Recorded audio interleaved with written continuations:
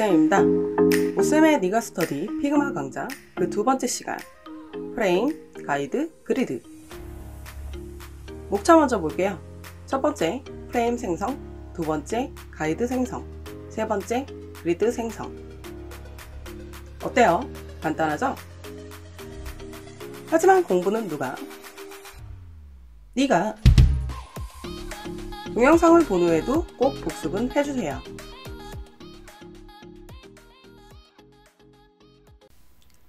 수업 첫 번째, 프레임 생성이에요.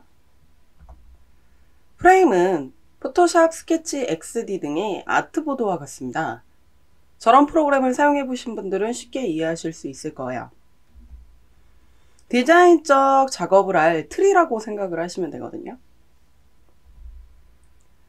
피그마 툴에서는 이런 아이콘을 클릭하고 드래그를 하시면 프레임이라는 게 나옵니다. 프레임의 종류는 이렇게 많이 있어요. 스마트폰, 태블릿, 데스크탑, 그리고 프레젠테이션이라고 해서 파워포인트처럼도 할 수 있고요. 저 워치라고 되어 있는 스마트폰들과 연결되어 있는 스마트워치 있죠? 그거 사이즈도 가능하고요. 그 다음에 종이라든지 기타 등등 모든 걸 다 제공을 합니다. 그래서 자세한 것은 실습을 통해서 더 보도록 하겠습니다. 여러분들도 실습을 위해서 피그마 프로그램을 켜주세요. 지난 강좌에서 우리가 데스크탑 앱 설치한 거 기억나시죠? 그래서 검색을 통해서 피그마 앱을 실행시켜 주시면 됩니다. 이 실행이 되셨다면 이 뉴 디자인 파일이라는 버튼 보이시죠? 이걸 클릭해 주셔가지고 전체적인 디자인을 한번 해보도록 하겠습니다. 자, 이렇게 프로그램이 켜졌고요. 프로그램을 처음 켜시면은 전체적인 디자인에 대한 이름이 지정이 되어 있잖아요. 여기를 타이틀 영역이라고 한다 그랬죠? 이 타이틀 영역을 이번 주제로 바꿔보도록 하겠습니다. 더블 클릭하시면 이름을 변경하실 수 있고요. 이렇게 1 밑줄 하셔가지고 프레임, 가이드, 그리드라고 이렇게 이름을 써보도록 하겠습니다. 이렇게 확인되셨죠? 그 다음에 왼쪽 사이드바에 보면 페이지라는 게 되어 있어요. 홈페이지로 생각해 보시면 홈페이지들은 메인 페이지가 있고 회사 소개 페이지가 있고 오시는 길 페이지가 있고 제품 소개 페이지가 있다. 그러면 그 페이지를 각각 디자인을 하겠죠? 그래서 그런 형태의 페이지다 라고 생각을 해주시면 될 것 같고요. 그래서 클릭을 해보시면 이렇게 페이지 1이라고 되어 있는데 역시 더블 클릭해서 이름을 바꿀 수가 있어요. 그래서 우리가 프레임, 가이드, 그리드를 좀 나눠서 저장을 해볼 거거든요. 그래서 페이지의 이름을 1프레임이라고 이렇게 적어보도록 하겠습니다. 더블 클릭해서 역시 이름을 바꿔주시면 되는 거고요. 플러스 아이콘을 누르셔서 2번 가이드 역시 밑줄로 작성해 주시고요. 플러스 아이콘 또 누르셔서 3하고 그리드다 라고 이렇게 써보도록 하겠습니다. 그래서 페이지를 3개로 다 정리를 해봤고요. 우리는 첫 번째 프레임 먼저 해보도록 하겠습니다. 프레임을 실습하기 전에 이 캔버스 컬러를 한번 바꿔보도록 할게요.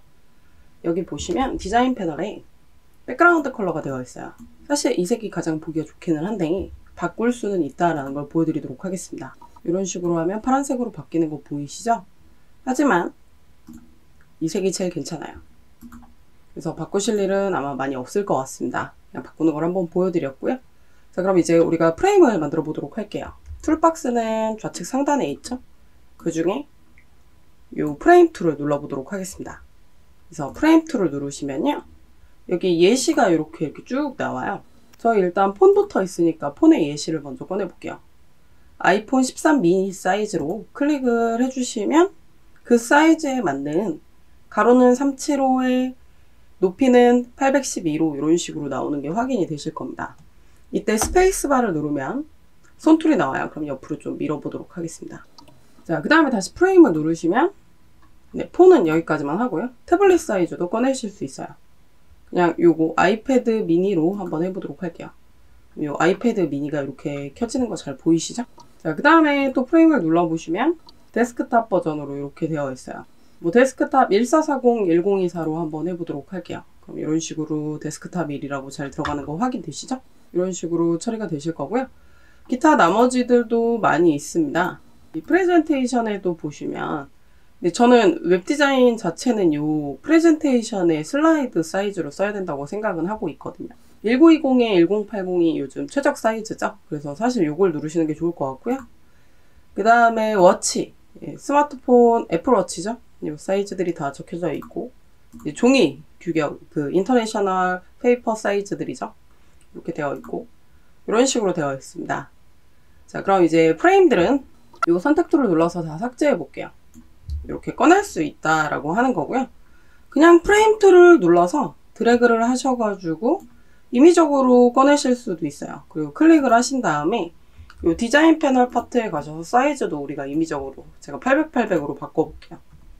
800, 800 사이즈로 이런 식으로 바꾸실 수 있고요. 그리고 프레임의 이름을 바꾸시는 건 역시 프레임 1이라고 써있는 걸 더블 클릭해서 테스트 1 이런 식으로 써볼게요. 이런 식으로 되실 수 있습니다. 그리고 프레임도 복제 자체가 가능해요. 얘도 일종의 오브젝트처럼 인식이 되거든요. 그래서 테스트 1을 잡으신 상태에서 Alt를 누르시면 그대로 복제가 되고 간격도 저렇게 조정이 가능한 거 보이시죠? 네, 이런 식으로 돼서 이름을 이제 바꾸시면 되겠죠. 테스트 2라고 이렇게 바꿔주시면 됩니다. 그러면 옆에 레이어 패널 쪽으로 왼쪽으로 가보시면 이런 식으로 프레임 1에 이런 식으로 지금 테스트 1과 테스트 2라는 프레임이 들어가 있다라고 해서 약간 우물정자 표시로 프레임을 표시를 해주고 있습니다. 자, 그리고 나셔가지고요. 피그마는 프레임을 또 어떻게 보냐면 약간 오브젝트처럼 봅니다. 그래서 클릭을 하면 이 모서리 둥글기도 가능하게 처리가 돼요. 색깔도 바꾸실 수 있고 모서리 둥글기도 바꿀 수 있고요. 일단 모서리 둥글기부터 해보자면 뭐 20이다. 그럼 저렇게 좀 모서리가 둥그러지는 거 보이시죠? 별로 안 둥그러져 보이니까 100 정도로. 네. 확 저렇게 둥그러지는 게 확인이 되실 거예요. 그리고 요 휠이라는 걸로, 삘이라는 걸로 이렇게 색상을 변경해 주실 수도 있죠. 네, 이런 식으로 색상이 변경되는 게 확인이 되실 겁니다. 그럼 프레임에 대해서는 여기까지만 보도록 할게요. 수업 두 번째, 가이드 생성을 해보도록 하겠습니다. 가이드는 오브젝트를 더 섬세하게 작업할 수 있도록 도와주는 안내선입니다. 포토샵, 일러스트레이터나 이런 것들을 사용해 보신 분들은 많이 알고 계시는 거죠? 눈금자에서 드래그를 해서 꺼내서 사용을 합니다. 포토샵이나 일러스트레이터 같은 경우는 안내선의 기본 색상이 약간 아쿠아색? 파란색은 아니고 좀 아쿠아색, 하늘색처럼 보이는 색으로 보이죠? 피그마에서는 빨간색으로 나온다는 건 좀 알고 계시면 될 것 같습니다. 그리고 눈금자에서 꺼내다 보니까요. 눈금자를 또 먼저 꺼내서 사용을 하셔야 돼요. 눈금자를 꺼내는 단축키를 확인을 해볼 건데 포토샵과 일러스트레이터랑 조금 단축키가 다르기 때문에 잘 기억하시면 좋을 것 같아요. 눈금자 단축키입니다. Shift R 누르시면 되거든요. 잘 기억 안 나면 컨트롤 슬러시죠. 퀵 셀렉션이라고 해서 기능들을 빠르게 찾을 수 있는 그 빠른 기능을 쓰셔가지고 찾아서도 쓰실 수 있어요.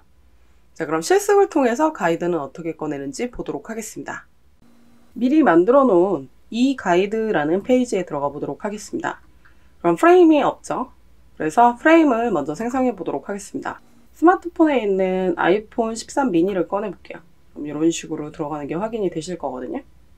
자, 그럼 여기서 가이드를 꺼낼 겁니다. 그럼 가이드를 꺼내기 위해서는 아까도 말씀드렸죠? 눈금자를 꺼내야 돼요. 그럼 눈금자를 꺼내는 단축키가 뭐냐? Shift R입니다. 그래서 Shift R을 누르시면 이런 식으로 눈금자가 나왔다, 사라졌다 하는 거죠. 근데 기억이 안 난다? 그러면은 컨트롤 슬러시를 눌러서 여기에 이렇게 룰러라고 이렇게 치십니다. 그럼 쇼 룰러라고 해서 Shift R이라고 이렇게 뜨는 거 보이시죠? 이렇게 찾으셔도 되세요. 자, 그럼 이런 식으로 지금 나오고 있는데요.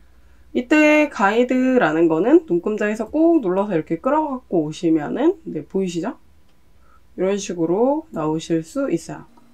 그래서 호리존탈 방향으로 수평선으로도 꺼낼 수 있고 버티컬로도 수직선으로도 이렇게 꺼낼 수 있습니다. 그리고 가이드를 이렇게 꺼내 놓잖아요.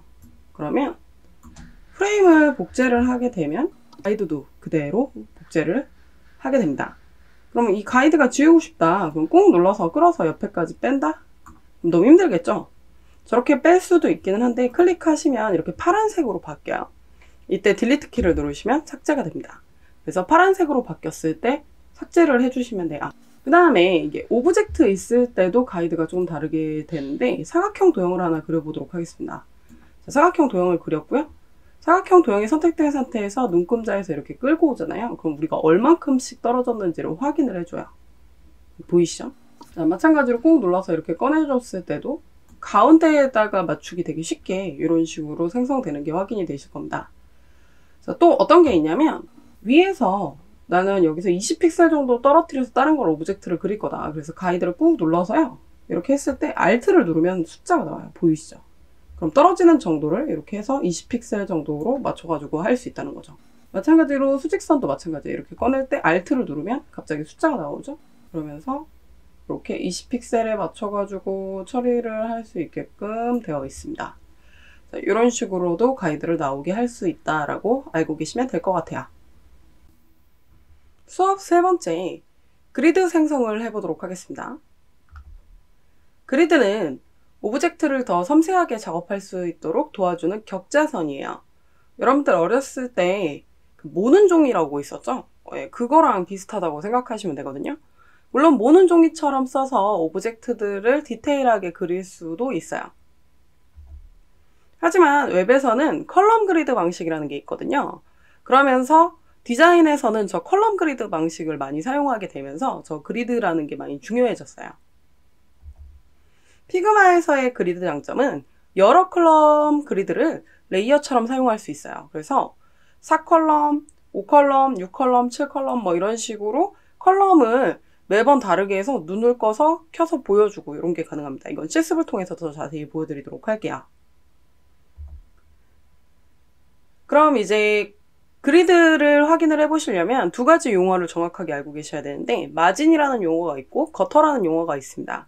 마진이라는 용어는 플레임과 전체 컬럼 간의 좌우 여백을 의미해요. 그리고 거터라는 건 컬럼과 컬럼 사이의 여백을 의미하거든요. 이렇게 하면 무슨 얘기인지 잘 이해가 안 되시겠죠? 그래서 그림으로 좀 보여드릴게요. 웹 디자인을 이렇게 했다라고 보면 전체 콘텐츠가 지금 이 노란색 컬럼 안에 들어와 있죠? 근데 화면은 더 크잖아요. 그래서 이 전체 컬럼과 화면 간의 여백, 요 끝에 있죠? 요 좌우 여백을 마진이라고 부르는 겁니다. 그 다음에 이 노란색 한 컬럼 한 컬럼 사이에 이 파트 있죠? 여기가 바로 거터예요. 그래서 이 두 용어를 잘 기억하고 계시고 우리가 그리드 생성하는 거를 좀 더 보도록 하겠습니다. 그럼 그리드 실습을 해보도록 할게요. 3 그리드 페이지에 들어가 보도록 하겠습니다. 프레임은 다 아이폰 13 미니로 이렇게 꺼내 볼 건데요. 이거를 3개로 복제를 할 거예요. Alt키 눌러서 드래그하면 복제되는 거 아시죠?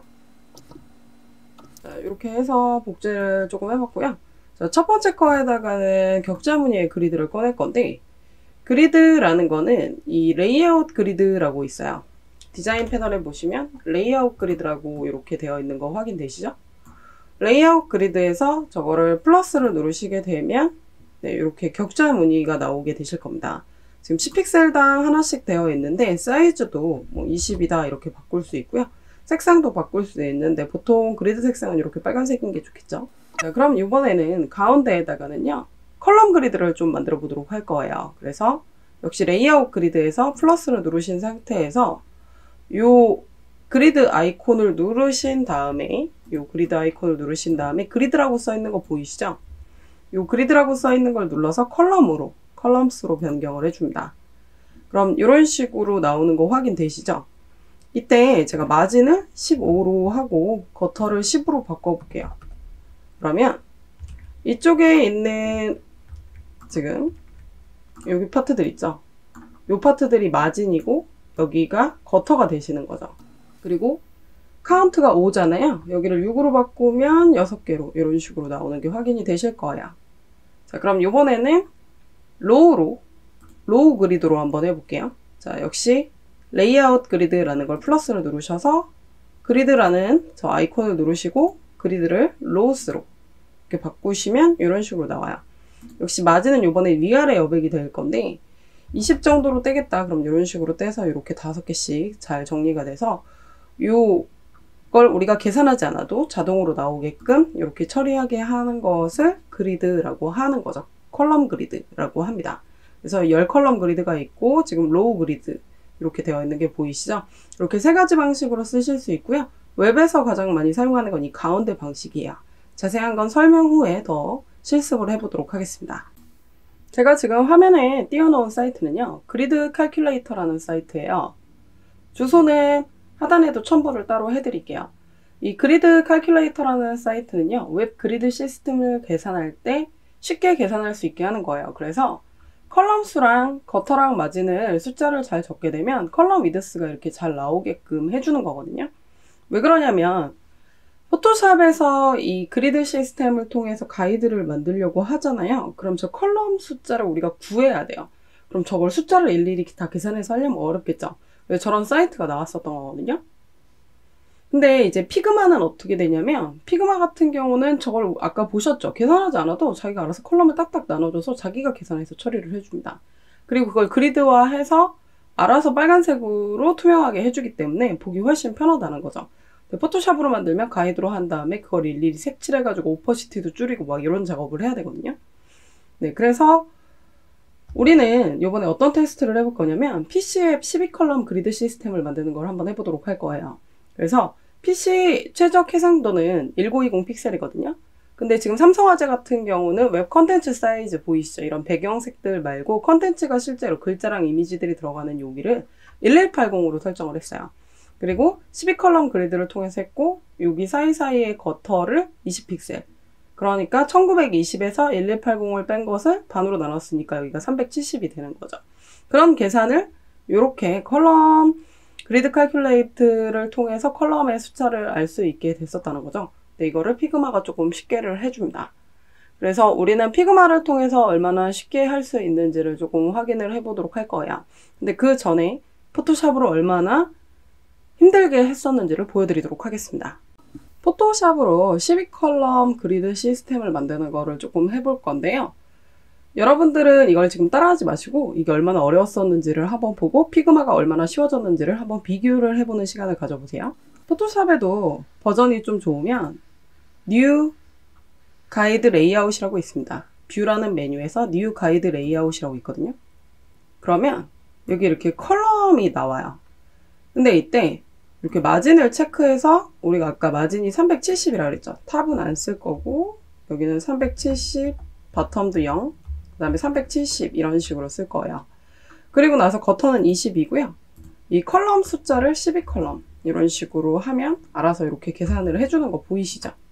자, 그럼 이런 식으로 지금 나온다고 봤을 때 요거를 색칠하기 위해서는 우리가 어떻게 썼냐면 여기다가 지금은 12컬럼이죠. 그래서 12컬럼 이런 식으로 했었습니다. 그런 다음에 사각 선택 툴로 이 파트들을 잡는 거죠. 자, 다 선택했습니다. 힘들어요. 자, 그 다음에 전경색을 빨간색으로 바꾼 다음에 Alt 딜리트로 여기 색깔을 칠합니다. 색깔이 너무 진하죠? 그러니까 오퍼시티를 50% 정도로 줄일 거예요. 자, 그럼 12컬럼 그리드를 다 했습니다. 그 다음에 6컬럼 그리드를 보통 많이 만들거든요. 6컬럼을 이제 만들 건데 기존 거는 이제 삭제해야 되잖아요. 아래에 있는 레이어는 눈을 끄고 뷰에 가서 클리어 가이드라는 걸로 가이드를 다 삭제해요. 그러고 나서 또 뷰에 가서 뉴 가이드 레이아웃이라는 걸 통해서 마찬가지로 또 어떻게 하시냐면 얘가 이제 6컬럼이 되시는 거죠. 네, 보이시죠? 그럼 마찬가지예요. 사각 선택 툴로 또 잡으실 거거든요. 아, 힘듭니다. 자, 다시. 그럼 적용색을 다시 Alt 딜리트 2번 누르셔가지고 색깔을 칠한 다음에 선택은 해제하시고 오퍼시티를 또 50% 줄인 거죠. 그래서 이렇게 눈으로 비교를 하시면서 이런 식으로 확인을 해보라고 하는 거거든요. 다시 클리어 가이드를 하신 다음에 뭐 4컬럼, 3컬럼, 2컬럼까지 이렇게 만드시면 어떨까요? 너무 오래 걸리겠죠? 그래서 이런 노가다 작업을 했어야 된다는 겁니다. 이런 식으로 컬럼으로 봐서 디자인을 컬럼에 맞게 하기 위해서 노가다를 했었다는 거죠. 그럼 피그마를 통해 12컬럼 그리드를 얼마나 쉽게 할 수 있는지 보도록 하겠습니다. PC앱 환경을 만들어야 되니까 프레임을 눌러서 프레젠테이션에 있는 PC앱 최적 해상도인 1920에 1080을 눌러보도록 할게요. 그리고 스페이스바를 누르면 손툴이 나오죠? 가운데로 오도록 하시고 윈도우는 컨트롤, 맥은 커맨드를 눌러서 마우스 휠을 이렇게 당기시면 확대가 되실 거예요. 자, 그럼 여기에다가 12컬럼 그리드를 만들어 볼 건데요. 디자인 패널 쪽을 보시면은 뉴 레이아웃 그리드라고 있는 거 보이시죠? 뉴는 없고 레이아웃 그리드라고 있습니다. 자, 요거를 플러스를 눌러주시면 되세요. 저 플러스 아이콘을 누르시면 이렇게 그리드라고 나오는데 이때 이 그리드를 컬럼 그리드 시스템이라고 있잖아요. 컬럼으로 바꾸시고 12컬럼이다 라고 바꿉니다. 마진을 370으로 이렇게 해주시면 바로 저렇게 처리가 되시는 거죠. 그리고 나서 마찬가지예요. 또 이제 플러스를 누르셔가지고 네, 그럼 위에 또 그리드가 나오죠. 그럼 또 컬럼 이렇게 누르면 헷갈리죠. 그러면 이렇게 눈을 끕니다. 아래 거 눈을 끄시고 그러고 나셔서 6컬럼 370 네, 이런 식으로 나오시는 게 확인이 되실 거예요. 마찬가지로 눈을 꺼놔야 다음 거 할 때 편하니까요. 또 플러스 눌러서 그리드를 컬럼으로 바꿔주시고 여기를 이제 4컬럼으로 바꿔주시고 마진을 370으로 해서 20으로 처리를 하시면 되는 거죠. 제가 이 컬럼까지 만들어 볼게요.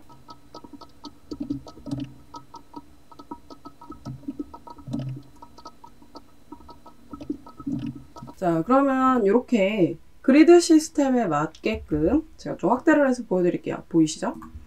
보통 12컬럼 그리드를 쓰면 12, 6, 4, 3, 2 네, 이런 식으로 나오게 처리를 해요. 그러고 나서 필요한 것만 오브젝트를 그릴 때마다 필요한 걸 이렇게 눈을 켜서 사용을 하시면 매우 편리하게 작업하실 수 있습니다. 색칠 안 해도 되니까 매우 편리한 거 확인되시죠? 제가 준비한 수업 내용은 여기까지입니다. 넥스트 레벨 사각형과 원형 도형 툴 공부는 누가? 네가 오쌤의 네가 스터디 저희는 다음 시간에 봬요.